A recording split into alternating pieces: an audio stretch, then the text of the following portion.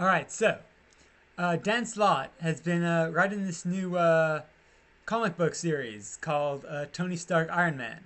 This last issue I read, all right, for one thing, it didn't have Tony Stark in it, like at all. Like I think that he was on a screen for like a one panel, but it did have his recently discovered brother, Arno Stark, uh, who recently freed himself from life in an iron lung or something. I don't know. Anyway, so now he's trotting across the world and solving corporate problems. Sometimes he's uh, dispensing Twilight Zone justice to his clients. It depends on the situation.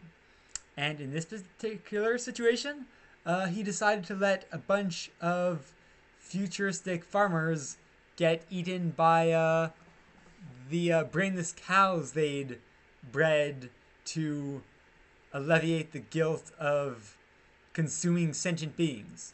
Um, so here's what amused me most about that. Um, it's the idea that the Marvel Universe, which is known, uh, among other things, for a fairly noticeable pervasion of very advanced technology, uh, thought that had scientists in it who thought that the best way to develop meat without that messy philosophical discussion about eating like thinking animals um, was to build animals without brains. Like, all right, in the real world of 2018, um, like scientists are currently focusing on growing meat in a laboratory without having an animal in the first place.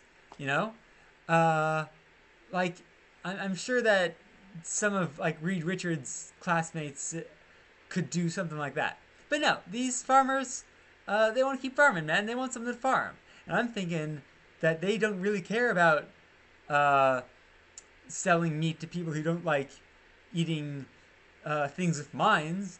I think that they just want to keep farming without having to think about the fact that they're technically imprisoning um,